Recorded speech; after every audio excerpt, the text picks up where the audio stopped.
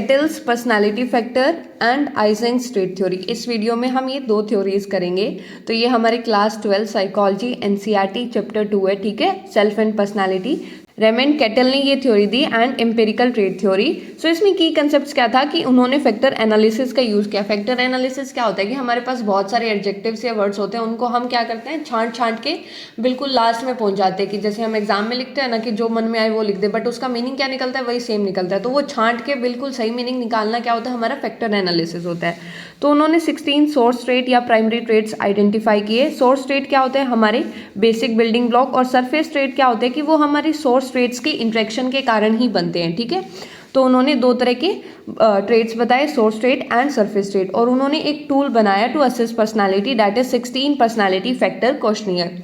फिर हमारे पास जो नेक्स्ट थ्योरी है वो आइजेंक-स्ट्रेट थ्योरी, और ये जो थ्योरी थी it was biologically and genetically based, ठीक है। तो उन्होंने कुछ डायमेंशंस दी, उन्होंने बोला कि वो डायमेंशंस होती है वो हमारी बायोलॉजी और जेनेटिक्स के कारण होती है, ठीक है। तो जैसे डायमेंशन क्या है हमारे पास, पहले क्या है, न्यूरोटिसिज्म वर्सेस इमोशनल स्टेबिलिटी। तो जो इंडिविजुअल न्यूरोटिसिज्म में हाई होता है वो क्या होता है, एंशियस, मूडी, रेस्टलेस होता है, कि मतलब उसको एंजाइटी बहुत होती है, अपने मूड्स पे, अपने इमोशंस पे कंट्रोल नहीं कर पाता। और इमोशनल स्टेबिलिटी क्या होती है, जो इंडिविजुअल काम होता है, कंट्रोल होता है, रिलायबल होता है, कि मतलब बिल्कुल शांति से हर एक काम कर सकता है बिना एंशियस हुए, बिना पैनिक किए, ठीक है।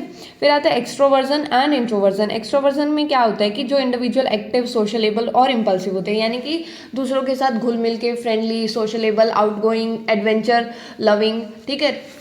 और इंट्रोवर्ट क्या होता है, टोटली एक्सट्रोवर्ट के अपोजिट, मतलब जो अकेला रहना पसंद करे, अपनी खुद की कंपनी, उसको अपनी खुद की कंपनी में एंजॉय करे, क्वाइट हो, रिजर्व्ड हो, अपने इमोशंस को ऐसे दूसरों के सामने इतना एक्सप्रेस नहीं करता हो, ठीक है, इतना पार्टिंग में नहीं जाता, इतना सोशलेबल नहीं है, ठीक है।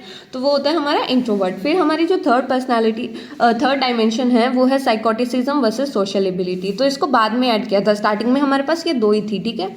सो साइकोटिसिज्म में जो हाई होता है वो क्या होता है, hostile, egocentric, anti social. Hostile यानी कि दूसरों से थोड़ी जलन, ईर्ष्या भावना रखना, और ईगोसेंट्रिक यानी खुद के बारे में ही सोचना। एंटी सोशल यानी कुछ हमारे रूल्स होते हैं, कुछ सोसाइटी में नॉर्म्स बने होते हैं, उसको फॉलो नहीं करना। तो ये सारा हमारा साइकोटिसिज्म में आता है, और इसका टोटली अपोजिट होता है सोशल एबिलिटी, ठीक है।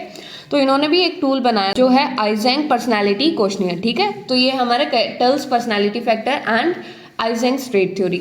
और अगर आपको ऐसे सारी वीडियोस देखनी है तो आप हमारे चैनल पे जाके प्लेलिस्ट चेक कर सकते हैं।